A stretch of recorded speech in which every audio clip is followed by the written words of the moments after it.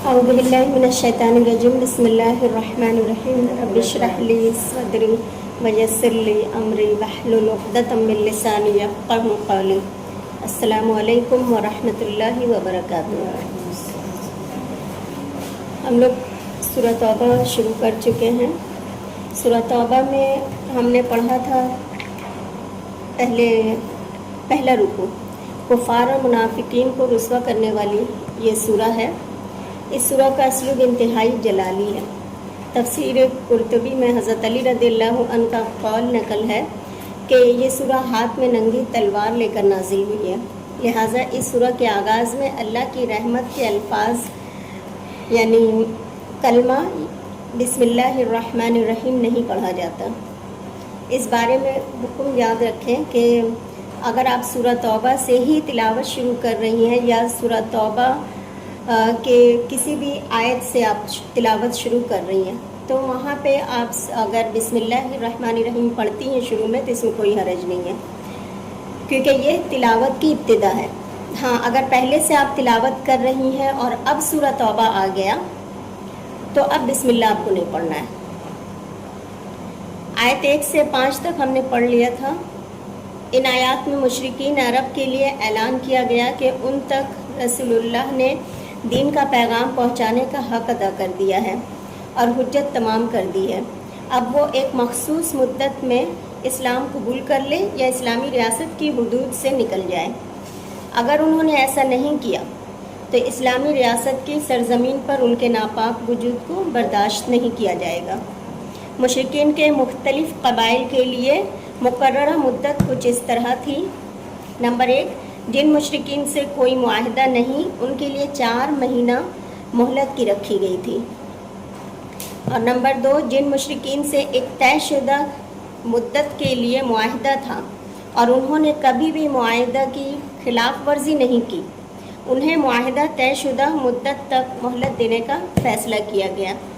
جیسے بہت سارے قبیلوں کا سال بھر باقی تھا یا 9 مہینہ باقی تھا تو ان کا وہ پورا مدت کمپلیٹ کیا گیا۔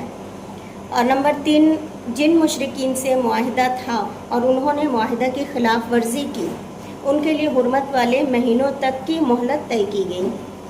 مہلت کی مدت ختم ہونے کے بعد مشرکین کے لیے قتل عام کا حکم دیا گیا، البتہ جو مشرک ایمان لے آئے پھر نماز قائم کرے اور زکوٰۃ دے تو اس کی جان کی حفاظت کی جائے گی۔ یہاں پہ حرمت والے مہینوں سے مراد وہ حرمت والا مہینہ نہیں ہے جو ہم لوگ کاؤنٹ کرتے ہیں جیسے رجب اور محرم اور ذی الحج، یہ وہ مہینہ نہیں ہے، بلکہ یہ جو مہلت والی مہینہ ہے اس لیے اس کو حرمت والا مہینہ کہا گیا۔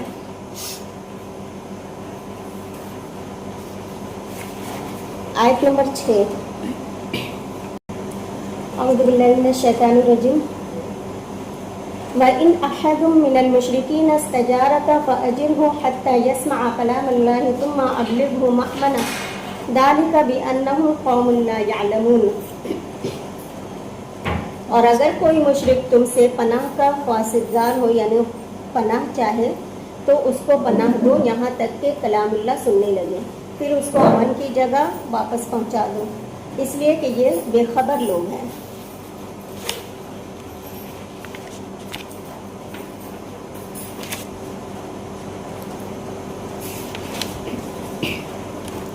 وَإِنْ أَحَدٌ مِّنَ الْمُشْرِكِينَ، اور کوئی ایک مشرکین میں سے یعنی مشرکین میں سے کوئی ایک کو بھی جنہیں تم پکڑ رہے ہو مارنے لگے ہو، استجارت آپ سے پناہ طلب کرے۔ استجارت کا لفظ جور سے ہے، جیم واو را اس کا روٹ ورڈ ہے۔ جور سے ہی جو لفظ نکلا ہے وہ جار ہے، اور جار کا مطلب کیا ہوتا ہے؟ پڑوسی، ہمسایہ۔ تو پناہ دینا اس کا مطلب کیا ہوتا ہے؟ ہمسایہ کا کام کیا ہوتا ہے؟ پناہ دینا، حمایت کرنا۔ تو استجارت کا معنی ہے کسی سے حمایت طلب کرنا، پناہ مانگنا، اور خاص طور پر دشمن سے۔ تو مسلمان چونکہ مشرکین کے دشمن تھے تو لہٰذا کیا کہا جا رہا ہے کہ اگر وہ تم سے حفاظت مانگے، پناہ چاہے عین جنگ کے وقت جب وہ پکڑے جا رہے ہوں، تم ان پہ قادر ہو اور وہ امان طلب کرے، فَأَجِرْهُ، تو اسے پناہ دے دو۔ یہ عام پناہ کی بات نہیں، ایک خاص سبب سے پناہ مانگنے کی بات ہے، اور وہ سبب کیا ہے؟ اسلام کو جاننے کی بات کہ اگر اس وقت بھی وہ کہے کہ اچھا تم ہمیں اپنے اسلام کے بارے میں بتاؤ، ہم جاننا چاہتے ہیں کہ تمہارا قرآن کیا کہتا ہے، تو تم اپنا ہاتھ ان کے قتل سے روک دو اور انہیں امان دے دو۔ حتیٰ یسمع کلام اللہ، یہاں تک کہ وہ اللہ کا کلام سن لے۔ کون؟ مشرک جو پناہ مانگ رہا ہے۔ یعنی ایسے نازک وقت بھی اگر کوئی کہے کہ مجھے اللہ کا کلام سننا ہے تو تم کہو یعنی کہ تم کیا کرو، اس کو کلام سناؤ اللہ کا۔ یعنی عرب میں اب یاد رکھیے کہ بہت سارے لوگ ایسے ہوں گے جنہوں نے ابھی تک رسول اللہ صلی اللہ علیہ وسلم کی دعوت نہیں سنی ہوگی یا پوری طرح سے ان کو اسلام پتہ نہیں ہوگا۔ تو اتنے بڑے الٹیمیٹم کے بعد ممکن ہے کہ ان میں سے کچھ لوگ یہ سوچنے پر مجبور ہوئے ہوں کہ اس دعوت کو سمجھنا چاہیے۔ چنانچہ اسی حوالے سے حکم دیا جا رہا ہے کہ اگر کوئی شخص تم لوگوں سے پناہ طلب کرے تو نہ صرف اسے پناہ دے دی جائے بلکہ اسے موقع بھی فراہم کیا جائے کہ وہ قرآن کے پیغام کو اچھی طرح سن لے۔ یہاں پر کلام اللہ کے الفاظ شہادت دے رہے ہیں کہ یہ قرآن اللہ کا کلام ہے۔ ثم ابلغہ مأمنہ، پھر اسے اس کی امن کی جگہ پر پہنچا دو۔ مأمن جائے امن کو کہتے ہیں، اور جگہ کے لیے جو اسم آتا ہے اس کو ہم لوگ کیا کہتے ہیں؟ اسم ظرف۔ اور اسم ظرف دو قسم کا ہوتا ہے، اسم موقع ہوتا ہے، اسم زماں ہوتا ہے۔ اسم زماں ہم سب کو پتہ ہے کہ وقت کے لیے آتا ہے، اور اسم موقع جو ہے وہ جگہ کے لیے آتا ہے۔ تو یہ جو مأمن ہے یہ ظرف موقع ہے، یعنی امن کی جگہ جہاں کا وہ رہنے والا ہے۔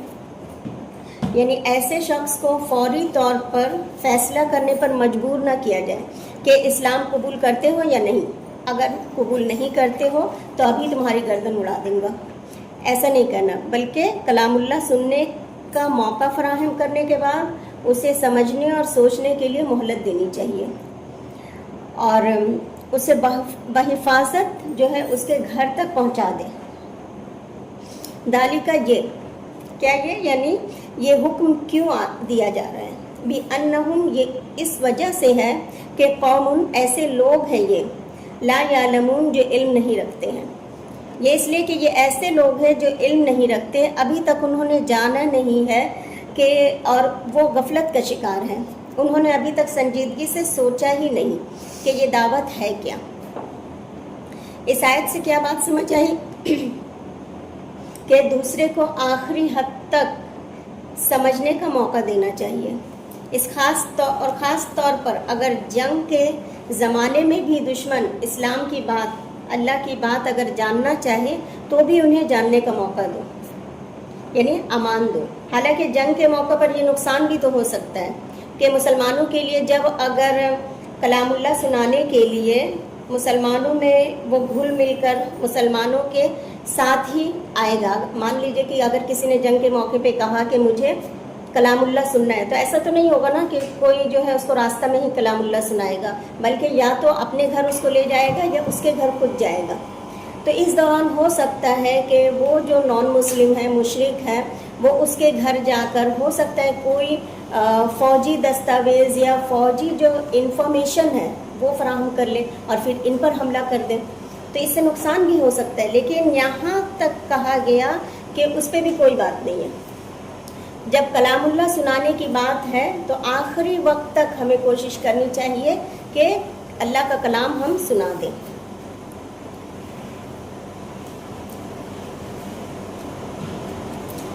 اور اس سلسلے میں جو ہے ہم جب قرآن پڑھ رہے ہیں تو ہم کو سمجھ میں آ رہا ہے کہ اللہ کا دین پہنچانا کس حد تک ضروری ہے، یعنی موت سامنے کھڑی ہے پھر بھی اللہ کا کلام سنانا ہے۔ اور ہم سب کا حال کیا ہے کہ دوسروں تک پیغام تو ہم پہنچاتے نہیں، لیکن جب بھی ہم دین پڑھنا شروع کر دیتے ہیں نا تو ہم سب کے اندر ایک خراب عادت جو آ جاتی ہے وہ یہ ہے کہ ہمیں دوسروں کی برائیاں بہت نظر آنے لگتی ہے، ہم دوسروں پہ فتویٰ دینا شروع کر دیتے ہیں۔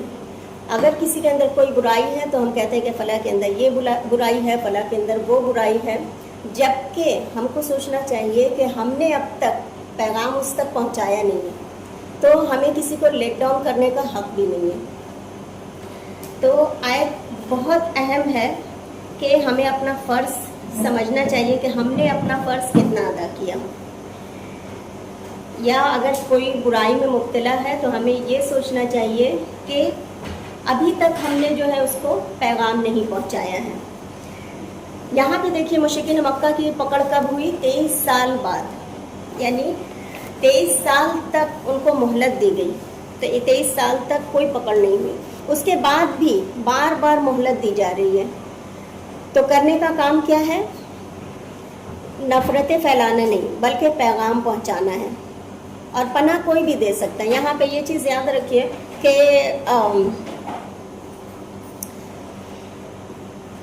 जब फ़तह मक्का हुआ था तो जब मुशरिकीन के बारे में अल्लाह के रसूल सल्लल्लाहु अलैहि वसल्लम ने ये फरमा दिया था कि जैसे जो अबू सुफियान के घर में चला गया, यानी अबू सुफियान ने जिसको पनाह दे दी उसको हमने पनाह दे दी। तो ये पनाह जो है औरत भी दे सकता है, मर्द भी दे सकता है।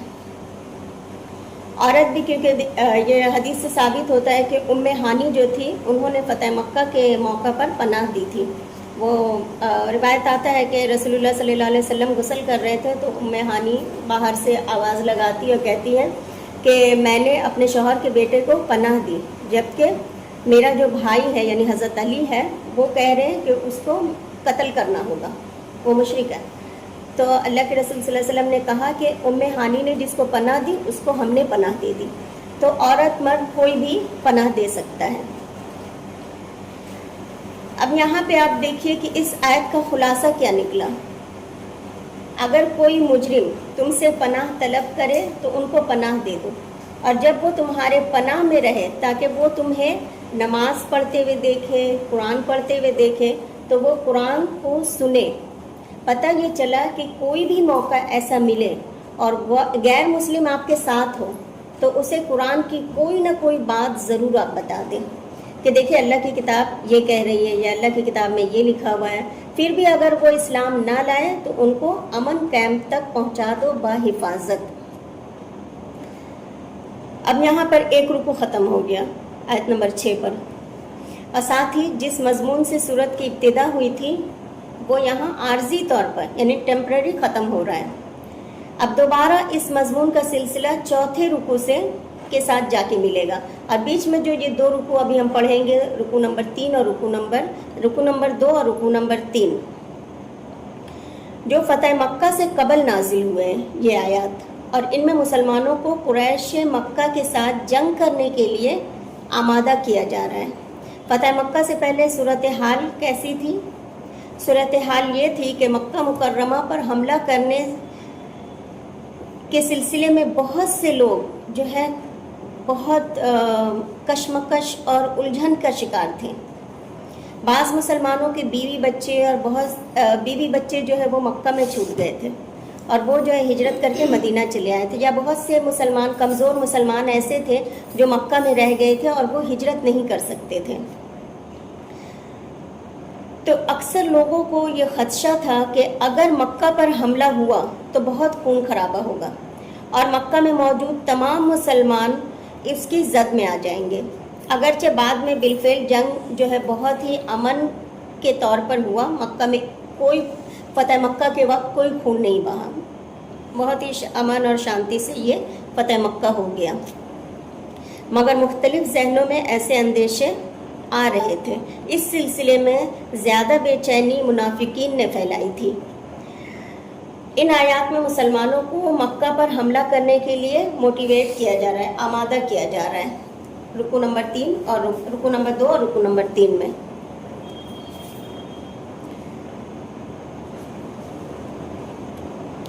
आयत नंबर 7, कैफ़ यकूनु लिल मुशरिकीना अहदुन इंदल्लाहि व इंद रसूलिही इल्लल्लज़ीना आहदतुम इंदल मस्जिदिल हराम फमस्तक़ामू लकुम फस्तक़ीमू लहुम इन्नल्लाहा युहिब्बुल मुत्तक़ीन। भला मुशरिकों के लिए जिन्होंने अहद तोड़ डाला, अल्लाह और उसके रसूल के नज़दीक अहद कैसे कायम रह सकता है? हाँ, जिन लोगों के साथ तुमने मस्जिद मोहतरम यानी खाना काबा के नज़दीक अहद किया है, अगर वो अपने अहद पर कायम रहे तो तुम भी अपने कौल इकरार पर कायम रहो। बेशक अल्लाह परहेज़गारों को दोस्त रखता है।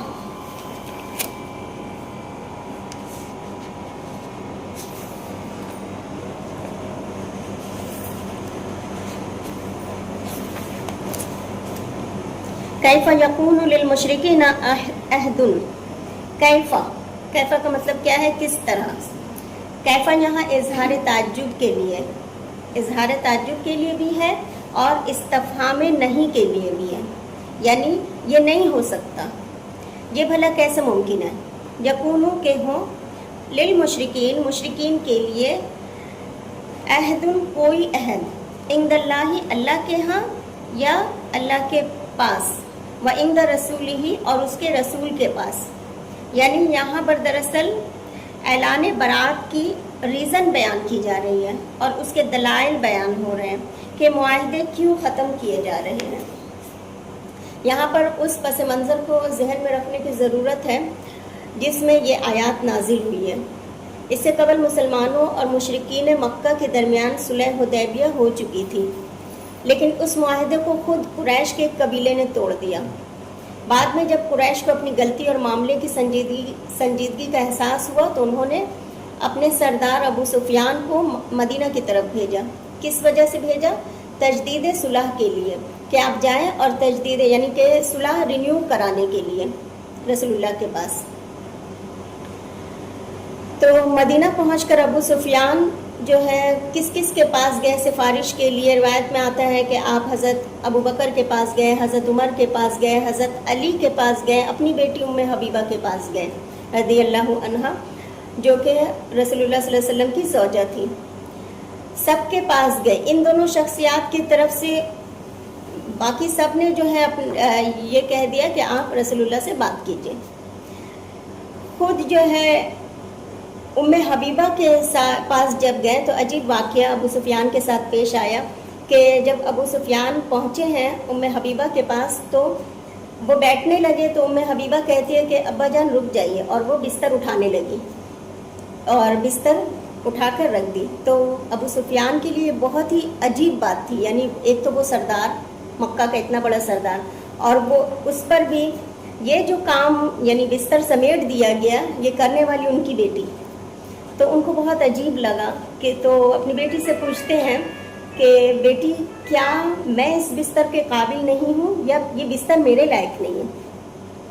तो उम्मे हबीबा कहती हैं कि अब्बा जान आप इस बिस्तर के लायक नहीं हैं, क्योंकि ये बिस्तर अल्लाह के नबी का है और आप मुशरिक हैं, आप नापाक हैं, इसलिए आप इस बिस्तर के लायक नहीं हैं। तो आप सोचिए कि अगर अबू सुफियान गए हैं दरख्वास्त करने के लिए कि आप रसूलुल्लाह से दरख्वास्त कीजिए कि इस सुलह को रिन्यू कर दिया जाए, तो वो कैसे कह सकते थे ऐसी बात सुनकर? तो अंदाज़ा तो यही है कि वहाँ से भी वो नामुराद लौट गए होंगे।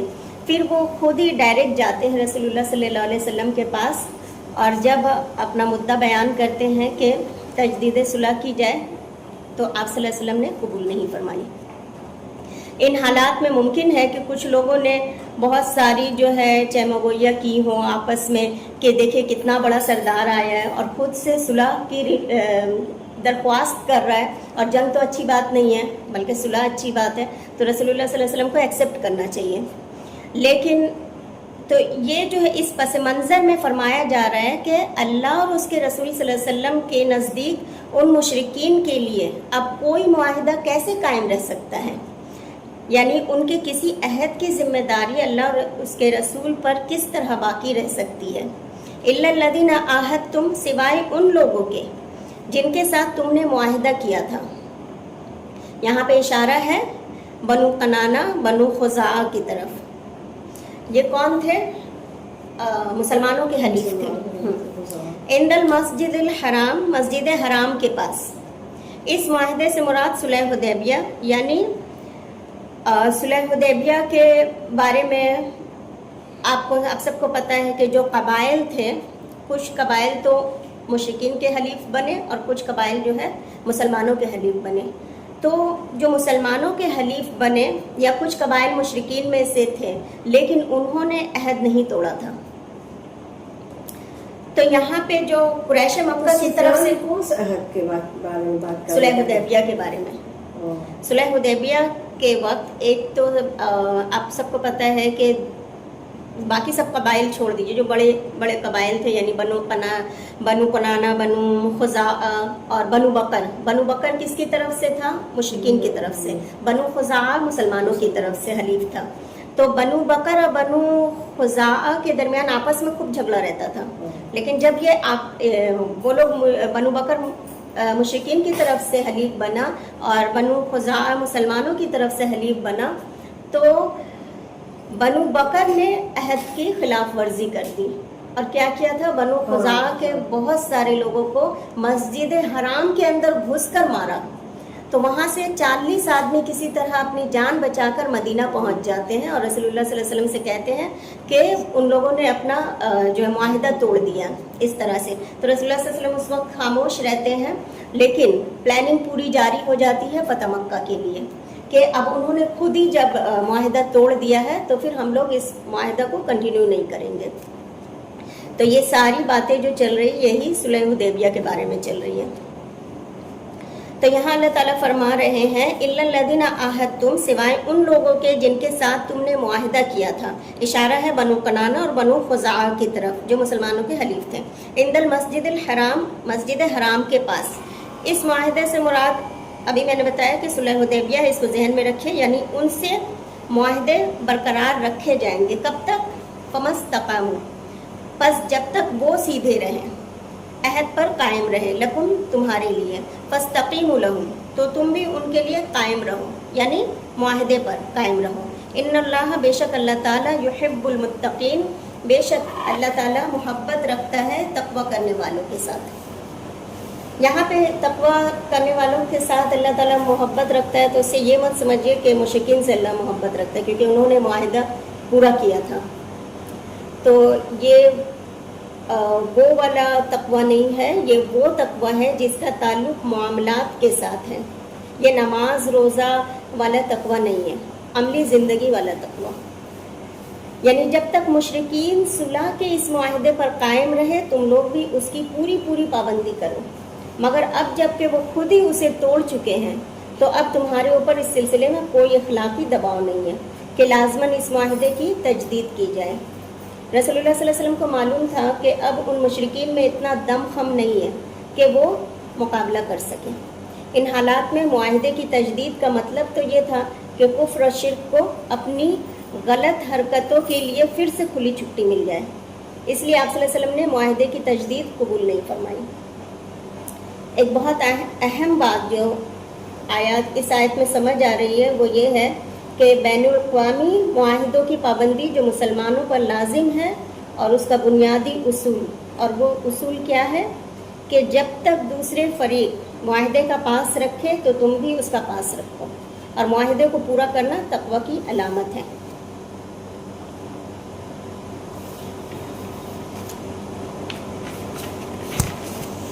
आयत नंबर 8, कैफ़ा व इन यज़हरू अलैकुम ला यरक़ुबू फ़ीकुम इल्ला वला ज़िम्मा युरदूनकुम बि अफ़वाहिहिम व तअबा क़ुलूबुहुम व अक्सरुहुम फ़ासिक़ून। भला उनसे अहद क्यों कर पूरा किया जाए जब उनका ये हाल है कि अगर तुम पर गलबा पाले तो ना कराबत का लिहाज करे ना अहद का। ये मुँह से तो तुम्हें खुश कर देते हैं, लेकिन उनके दिल उन बातों को कबूल नहीं करते और उनमें अक्सर नाफरमान है। कैफ़ा, किस तरह? कैफ़ा जो है इसको इस तरह से सवाल समझ सकते कि किस तरह उनको अमान दी जाए, या कैसे कोई मुआहिदा बाकी रखा जा सकता है उनसे, कि उनका हाल ये है कि व इन यज़हरू अलैकुम, जबकि अगर वो तुम पर गालिब आ जाए, कामयाब हो जाए, काबू पा जाए, ला यरक़ुबू, नहीं वो लिहाज करेंगे। यरक़ुबू क़ाफ़ बा रक़बा से है, ये इसी से रक़ीब का लफ्ज़ है, निगरान को कहते हैं रक़ीब। रक़बा का मायना होता है इंतज़ार करना, रियायत करना, लिहाज करना। ला यरक़ुबू फ़ीकुम, तो हरगिज़ लिहाज नहीं करेंगे तुम्हारे बारे में, इल्ला, किसी क़राबत का। ये इल्ला का रूट वर्ड है अलिफ लाम लाम। इल कहते हैं अहद को, रवायत को, यानी कौन सी रिवायत को? माशरती ताल्लुकात, جو ہوتے ہیں ان میں جو عہد معاہدے ہوتے ہیں، رشتہ داری کے میں جو عہد معاہدے ہوتے ہیں ان کی طرف اشارہ ہے. ولا ذمہ، اور نہ عہد کا، یعنی ذمہ بھی عہد معاہدے کو کہتے ہیں، لیکن اشارہ ہے ذمہ سے سیاسی معاہدوں کی طرف.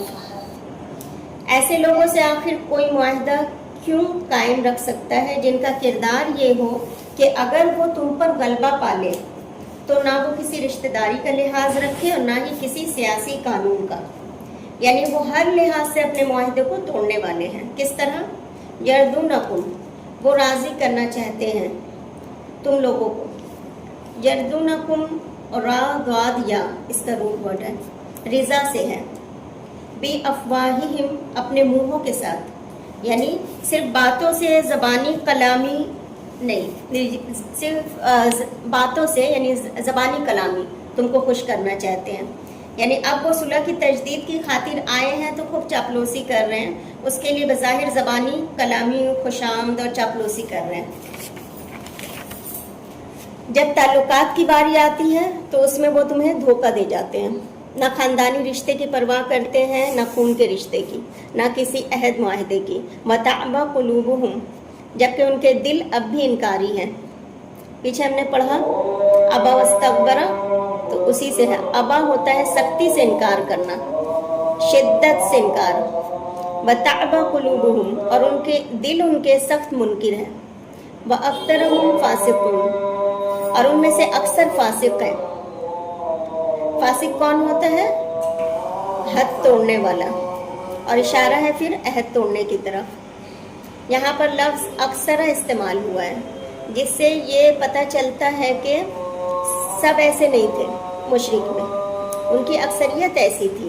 کیونکہ ہمیں تواریخ پڑھنے سے یہ پتہ چلتا ہے کہ عربوں میں یعنی مشرکین میں معاہدے کی بہت پرواہ کی جاتی تھی.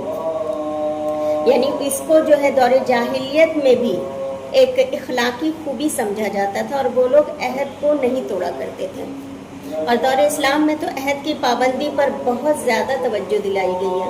تو یہاں پر کیا فرمایا گیا کہ یہ جو باتیں وہ زبان سے کر رہے ہیں وہ ان کے دل کی آواز نہیں ہے، دل سے وہ ابھی بھی نیک نیتی کے ساتھ صلح پر آمادہ نہیں ہے. یہ تو وہ لوگ ہیں جنہوں نے، آیت نمبر 9 میں ہم دیکھیں گے تو اس آیت میں کیا بتا دیا گیا کہ مسلمان انتقام لینے کے لیے جنگ نہیں کر رہے تھے، بلکہ مسلمان کس لیے جنگ کر رہے تھے؟ اسلام کو غالب کرنے کے لیے. کیونکہ مسلمانوں کو بہت ستایا گیا تھا، پھر بھی مسلمان چاہتے تو بہت پہلے بدلہ لے سکتے تھے اسلام غالب کرنے کے لیے. تو یہاں یہ کہا جا رہا ہے کہ یہ وہ لوگ ہیں جنہوں نے کیا کیا. آیت نمبر 9،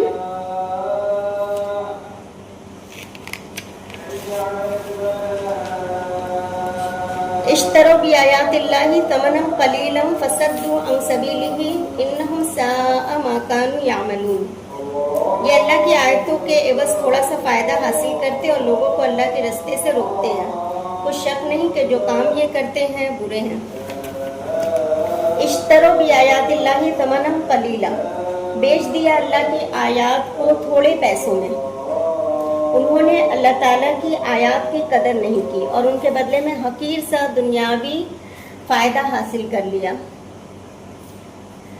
انہوں نے محمد صلی اللہ علیہ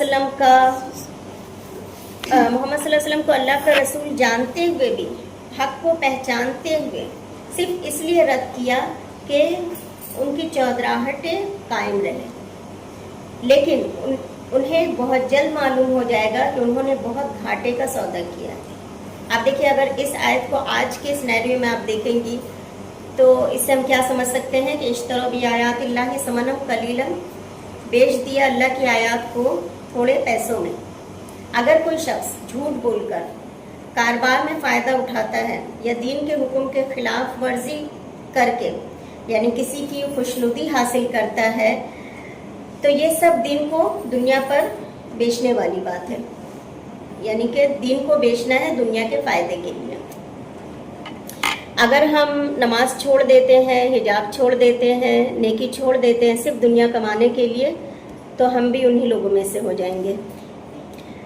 یہاں کہا جا رہا ہے فَصَدُّوا عَن سَبِيلِهِ، تو انہوں نے روک دیا اللہ کے راستے سے اور خود بھی رکتے ہیں۔ یہ جو سدا یا سدو سدن ہے، اس فعل کے اندر رکنے اور روکنے دونوں کے معنی پائے جاتے ہیں۔ یعنی اللہ نے ان کی طرف اپنی کتاب بھیجی، لیکن حقیر دنیاوی فائدوں کی خاطر انہوں نے اس کی پرواہ نہ کی۔ اس کے برعکس کیا کردار ادا کیا؟ جو اللہ کے راستے کی طرف آنا چاہتا تھا اس کو بھی روک دیا انہوں نے۔ کہا جاتا ہے کہ اہل قریش نے مسلمانوں کی دشمنی کے لیے طائف کو مالی مدد کی تھی کہ وہ رسول اللہ صلی اللہ علیہ وسلم سے قوت کے ساتھ جنگ کر سکیں۔ انہم، بے شک وہ، ساء ما کانوا یعملون، بہت برا ہے جو وہ عمل کرتے ہیں۔ یہاں کس عمل کو برا کہا جا رہا ہے؟ دین کے بدلے دنیا لینا۔ اچھا، اہل مکہ مسلمان کیوں نہیں ہونا چاہتے تھے؟ یعنی جنہوں نے ایکسیپٹ نہیں کیا، ذمہ داری سے بھاگ کیا وہ کیا سوچتے تھے؟ ذمہ داری ان کو آ جائے گی نا کہ اگر ہم تم پر ایمان لے آئیں، ان کا یہ سوچنا تھا کہ اگر ہم رسول اللہ صلی اللہ علیہ وسلم پر ایمان لے آئیں گے تو ہم زمین سے اچک لیے جائیں گے، یعنی ہماری جو دنیاوی فائدے ہیں وہ ختم ہو جائیں گے۔ اہل مکہ آپ سب کو پتہ ہے کہ ان کا پیشہ کیا تھا؟ تجارت پیشہ لوگ تھے، اور حج کے موقع پر پورے عرب کے اطراف سے جو ہے لوگ وہاں اکٹھے ہوتے تھے، تو ان کا کاروبار جو ہے خوب چمکتا تھا، اور وہ بیت اللہ کے مجاور بھی تھے۔ تو کیا ہوتا تھا کہ پوری عرب کے اطراف سے ان کے لیے نذرانے خوب آتے تھے، تو یہ اپنی سرداری چھوڑنا نہیں چاہتے تھے۔ تو جو لوگ نبی صلی اللہ علیہ وسلم کا ساتھ دے رہے تھے انہیں ہر طرح کی قربانی دینی پڑ رہی تھی۔ جو لوگ آپ صلی اللہ علیہ وسلم پر ایمان لائے ان کو اپنا گھر چھوڑنا پڑا، اپنا کاروبار چھوڑنا پڑا، اور ان کے ساتھ بہت ان لوگوں نے سلوک بھی بہت برا کیا، تو ان کا کوئی ٹھکانہ نہیں رہا۔ تو یہ سوچتے تھے کہ ہمارے سارے دنیاوی فائدے جو ہے وہ چلے جائیں گے۔ آج بھی آپ دیکھیں تو بہت سے لوگوں کو دین کی طرف آنے سے کیا بات روکتی ہے؟ دنیاوی ترقی رک جائے گی میری، یعنی دنیا کے فائدے جانے کا خوف۔ حالانکہ ہوتا یہ ہے کہ جب انسان اللہ کے راستے میں قربانی دیتا ہے تو اللہ تعالیٰ اس سے کئی گنا زیادہ لوٹاتا ہے۔ اگرچہ مکہ سے یہ لوگ نکالے گئے تھے مسلمان، لیکن مدینہ جاتے ہی انصار نے بھائی کا کردار ادا کیا، ہم سب کو پتہ ہے۔ پھر جنگ بدر میں مال غنیمت ہاتھ آیا، پھر فدیہ کے ذریعے مال آیا، اور پھر رسول اللہ صلی اللہ علیہ وسلم کے آخری دور آتے آتے آپ دیکھیے کتنی حالت بہتر ہو گئی تھی، اور حضرت ابوبکر اور حضرت عمر کے دور میں ملک پر ملک فتح ہوتے تھے، لیکن شروع میں کیا ہوا؟ قربانی دینی پڑی۔ اور یہ سنت ہے، ہر دور میں دہرائی جاتی ہے۔ جب بھی کوئی شخص یہ سمجھتا ہے کہ وہ دین کی کوئی خدمت کرے گا تو اسے آزمایا ضرور جاتا ہے، ہر حال میں آزمایا جاتا ہے، مختلف طریقوں سے، مختلف حالات سے۔ تو جو لوگ اس امتحان کے موقع پر جمے رہتے ہیں کامیاب دراصل وہی ہوتے ہیں، کیونکہ اللہ تعالیٰ کو بندوں سے کچھ نہیں چاہیے، کیونکہ اللہ تعالیٰ تو خالق کائنات ہے۔ اللہ تعالیٰ جو ہے سب کا امتحان لینا چاہتا ہے، اور ہم سب کو دنیا میں بھیجنے کا مقصد بھی یہی ہے کہ ہم سب کا امتحان لیا جائے، کیونکہ اللہ تعالیٰ تو غیب کا حال پتہ ہے کہ میں آگے چل کے میرا کیا ہونے والا ہے، لیکن اس امتحان کی بنا پہ تو جزا اور سزا ہے۔ تو پچھلی صورت میں مال کی محبت کو کم کیا گیا، کون سی صورت میں؟ سورہ انفال میں، اور اس صورت میں مزید اس کی جو ہے مزید اس کی اور وضاحت کی جا رہی ہے کہ دل سے مال کی محبت کم کی جائے۔ مشرکین کے اسلام نہ لانے کے پیچھے بھی ایک بہت بڑا فیکٹر مادی فائدے تھے، وہ رکاوٹ بن گئے۔ منافقین کا بھی یہی حال تھا۔ بعض اوقات سچے مومن جو تھے وہ بھی جب تھوڑا سا ڈگمگا جاتے تھے، یعنی جو سچے ایمان والے تھے، بعض اوقات وہ بھی تو انسان ہی تھے نا، وہ بھی ڈگمگا جاتے تھے۔ کس وجہ سے؟ کیونکہ اللہ نے مال کی محبت میں وہ اٹریکشن رکھا ہے، یہ انسانوں کو اٹریکٹ کرتی ہے۔ تو جو مسلمان بھی تھے، ایمان والے بھی تھے، وہ بھی کبھی کبھی یہ ہو جاتے تھے۔ لیکن جب کوئی شخص دین کی طرف آتا ہے تو اس کو ضرور آزما کر اللہ دیکھتا ہے، اور یہ آزمائش اس لیے ہوگی تاکہ اللہ جان لے کہ کون سچا ہے اور کون جھوٹا ہے، کیونکہ یاد رکھیے جنت ایک بہت بڑا انعام ہے اللہ کا ان لوگوں کے لیے جو اپنی بات کو سچا کر دکھائے۔ آج ہمیں بھی اپنا محاسبہ کرنا چاہیے کہ اللہ کے دین کے نام پر جو ذمہ داریاں ہم پر عائد ہوتی ہے، کیا ہم ان کو نبھانے والے ہیں، ان کو پورا کرنے والے ہیں؟ آیت نمبر 10۔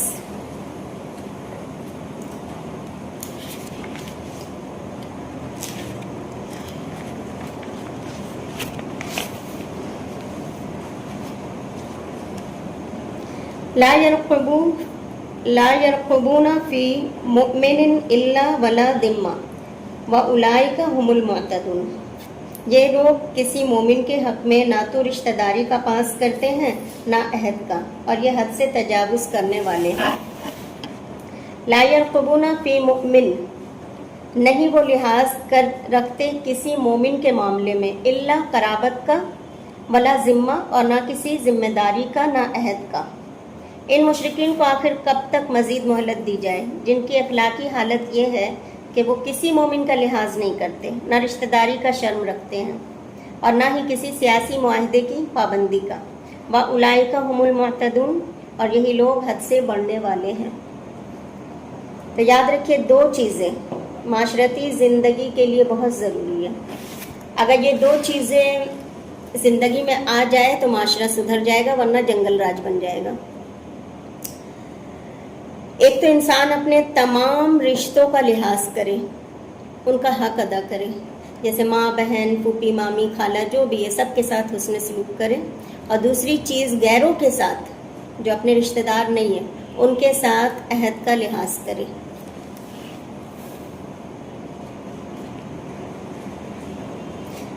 آیت نمبر 11۔ فَإِن تَابُوا وَأَقَامُوا الصَّلَاةَ وَآتَاوُا الزَّكَاةَ فَإِخْوَانُكُمْ فِي الدِّينِ وَنُفَصِّلُ الْآيَاتِ لِقَوْمٍ يَعْلَمُونَ۔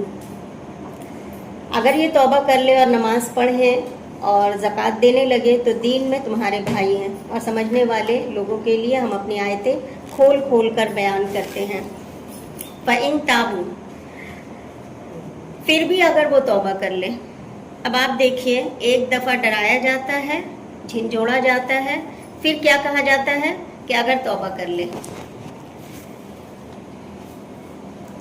تو اس صورت میں سورۃ توبہ دراصل ہر قسم کے مجرموں کے لیے توبہ کی دعوت ہے، یہ اس کا مرکزی مضمون ہے۔ تو یہاں سے آپ لوگ نوٹ کیجئے گا جب سے آپ سورۃ توبہ پڑھ رہی ہیں کہ کتنی بار توبہ کا لفظ آیا۔ فَإِن تَابُوا، پھر اگر وہ توبہ کر لے، کس سے؟ کفر سے۔ وَأَقَامُوا الصَّلَاةَ، اور نماز قائم کریں۔ وَآتَاوُا الزَّكَاةَ، اور زکوٰۃ ادا کریں۔ فَإِخْوَانُكُمْ فِي الدِّينِ، تو بھائی ہیں تمہارے دین میں، ان کی پچھلی ساری زیادتیاں، سارے قصور معاف کر دیے، یعنی جو بھی انہوں نے کیا سب معاف کر دیے جائیں گے، کیونکہ ایمان دلوں کو جو ہے بدل دیتا ہے۔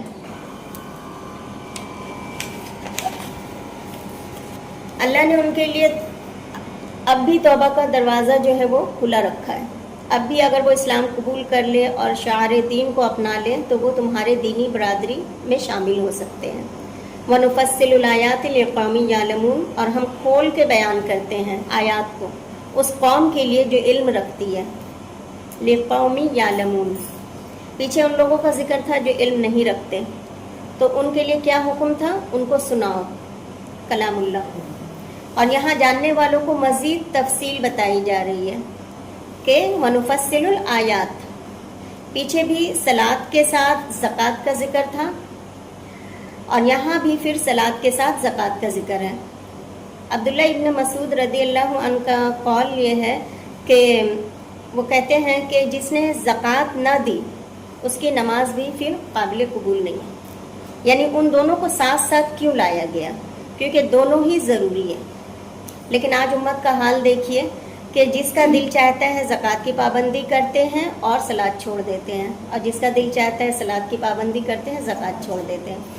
شاید لوگوں نے یہ سوچ رکھا ہے کہ کل فیصلہ بھی ہمارے ہی ہاتھوں میں ملنے والا ہے، کہ ہم ہی فیصلہ کریں گے، تبھی تو دین کو جہاں چاہتے ہیں دین پر عمل کرتے ہیں, جہاں چاہتے ہیں چھوڑ دیتے ہیں. جبکہ دین جو ہے اللہ کی مکمل اطاعت کا نام ہے, پورا پورا سر جھکانا, جو حکم ملتا جائے وہ کرتے جانا ہے. مسلمان کا مطلب کیا ہوتا ہے؟ فرما بردار. ٹھیک ہے, تو اللہ تعالیٰ نے کیا فرمایا قرآن میں جگہ, اس میں دیکھیے گا قرآن میں آپ, یا ایھا الذین آمنوا فی السلم کافہ, کہ اے لوگوں جو ایمان لائے ہو اسلام میں پورے کے پورے داخل ہو جا.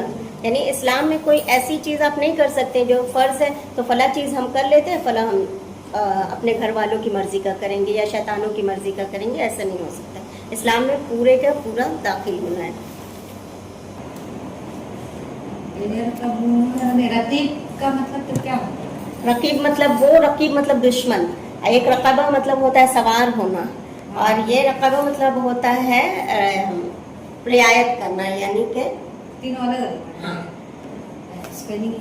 اسپیلنگ ایک ہی. عربی میں آپ کو ایک ورڈ ایسا ملے گا جس کے آپ کو 50 میننگ ملیں گے, اس کے شاخیں الگ الگ. تو آیت نمبر 11 تک ہم نے کیا ہے, اور اب ہم جو ہے آپ لوگوں سے پوچھیں گے کہ اس آیت کا پریکٹیکلی کیا میننگ ہو رہا, ہمارے لیے کیا سبق ہے. ٹھیک ہے,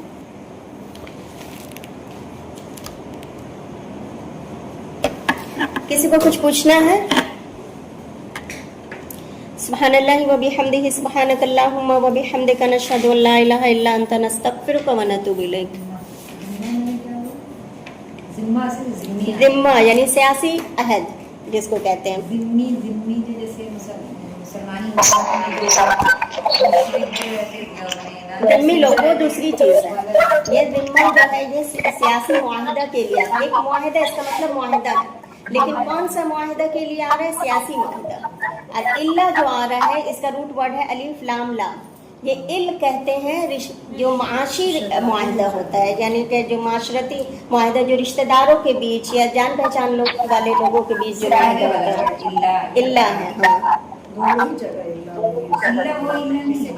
نہیں, اللہ مطلب سوائے, وہ والا اللہ نہیں ہے, یہ ایک ورڈ ہے.